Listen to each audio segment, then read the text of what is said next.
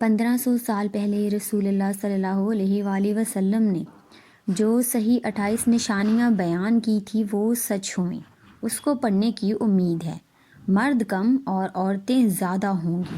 لوگ موسیقی کی شکل میں قرآن مجید کی تلاوت کریں گے۔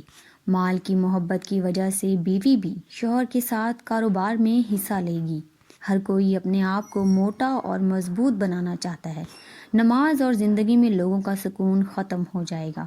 سود کا کاروبار عام ہو جائے گا۔ منافق پیدا ہوں گے۔ آبادان میں لوگ عبادت کریں گے منافقت اور شہرت پانے کے لیے۔ فتنے بڑھیں گے اور دینی علم میں کمی آئے گی۔ لوگ قرآن کو تنخواہ کا ذریعہ بنائیں گے۔ جھوٹ عام ہو جائے گا اور لوگ جھوٹ کی گواہی دیں گے۔ لوگ صحیح احادیث کا انکار کریں گے اور غلط احادیث بیان کریں گے۔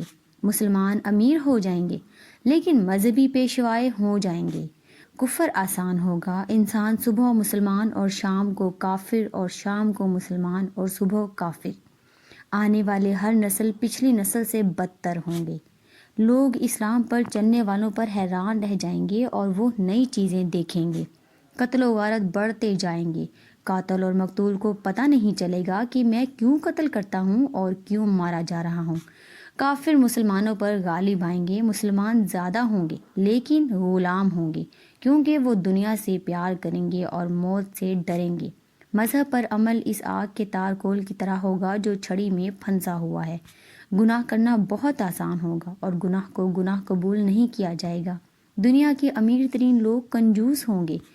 عمر سے برکت ختم ہو جائے گی۔ سال مہینوں کی طرح، مہینہ ہفتوں کی طرح، ہفتہ دنوں کی طرح اور دن گھنٹوں کی طرح گزر جائے گا۔ مسلمان عرب کی مٹی وسیع ہوگی اور مدینہ کی آبادی بڑھ جائے گی۔ لوگ زکوٰۃ لینے کے اہل نہیں ہوں گے اور پھر بھی زکوٰۃ مانگیں گے۔ عورتیں سجتی ہوں گی پھر بھی ننگی ہوں گی، مطلب کپڑے اتنے نازک ہوں گے کہ جسم کی طرح نظر آئیں گے۔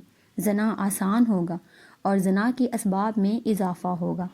جہالت عام ہو جائے گی۔ لوگوں کو دنیا کا علم ہو جائے گا مگر جہالت کی وجہ سے دینی علم سے جاہل ہوں گے۔ بے حیا عورتوں اور آلات موسیقی میں اضافہ ہوگا۔ ایک گزارش، اگر آپ نے اوپر والی تحریر مکمل پڑھ لی ہے تو کمنٹس میں ضرور لکھیں کہ مکمل پڑھ لیا ہے اور شیئر کر دیں۔